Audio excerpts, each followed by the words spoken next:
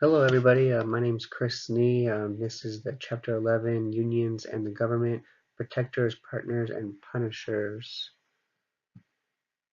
So, let's see, trying to advance to the next slide. So, I got this slide, this is 1964, but generally in like the 50s, about 34% or so of the country was represented by a union.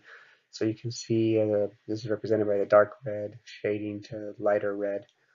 And then if you just fast forward until 2014, where did all the red go? It's, practically all white in the Midwest. It's lighter red in some of these West Coast, East Coast states.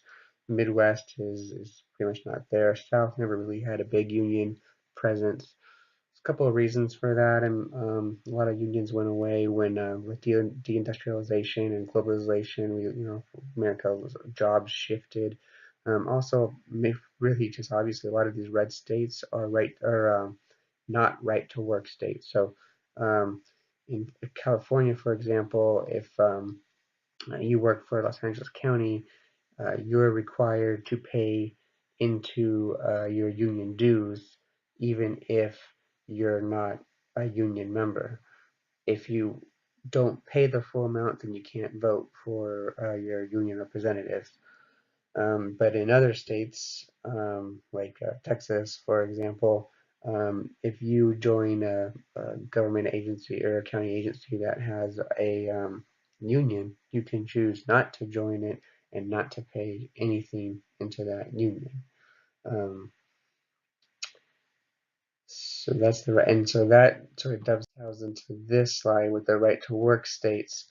So you can see, just like before, all of these green are the ones where it's you essentially have the right to work and not be in a union. All these gray states is you have to be in a union, and those were the ones that also were more red in the previous slide. So the chapter also talks about different views of unions. I don't know why, but I always think of this Live Better Work Union bumper sticker when I think about unions, and looking back on the chapter, and that's probably something that union leaders wanted me to think. It's red, white, and blue. You think about America and American workers. You think live better. You think that they care about their union employees. So I think it's just very clear to the point sticker for the unions.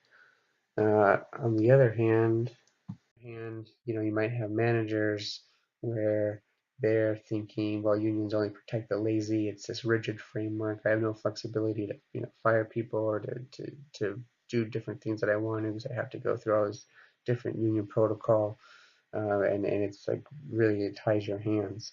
You could also be for that person who doesn't want to join the union. They could also feel the same way about unions. Private unions often use the right to strike. Public unions, on the other hand, often it's illegal to strike, or there's just the perception that you shouldn't strike because you have an essential duty to whatever service you're providing for the citizens. It's important to note that a lot of these strikes and things that happened in I guess this was in 38 or 40s and 50s and 60s, led to a lot of the different benefits we have today. And it's something that really the public unions don't really have to fight for, and a lot of that collective bargaining isn't really even part of they don't even have the option to have the collective bargaining because it's already part of the Civil Service Act.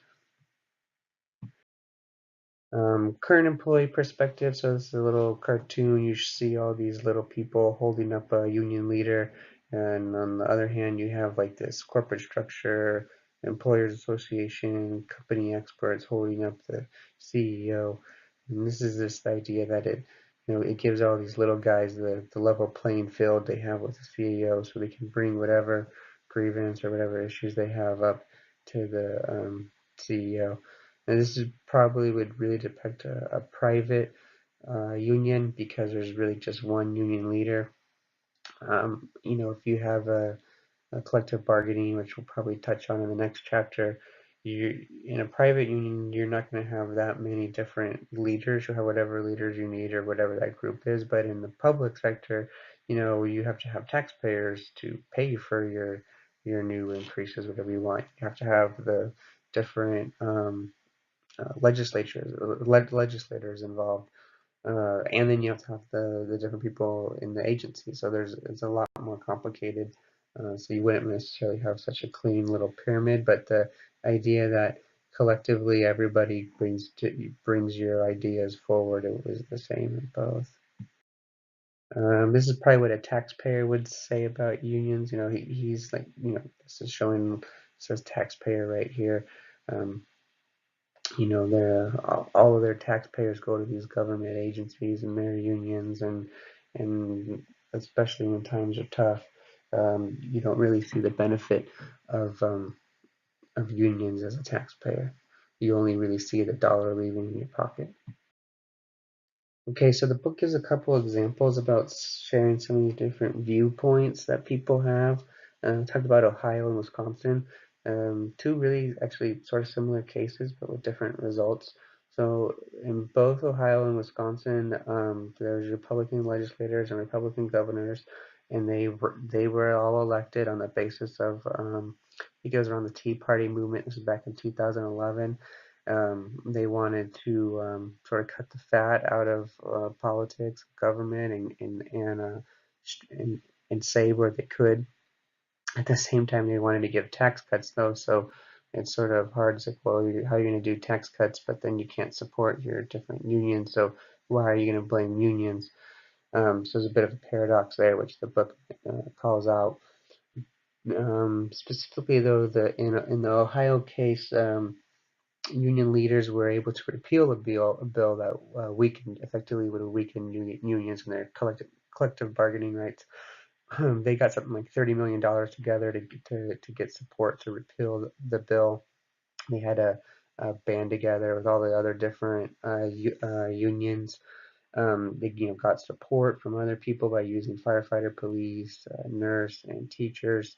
Most people generally have sympathy for those type of union members. And they were successful. And it shows, with that, the subtitle of this chapter, about protecting your employees. Um, what was the other P? Partnering with other unions to get what you need, and then punishing, in this case, what would just be repealing the bill. So in Wisconsin, when they tried to do a similar thing, something like 10,000 people protested in Madison in February in the freezing cold for, I think, a span of 3 weeks while this bill was being created there.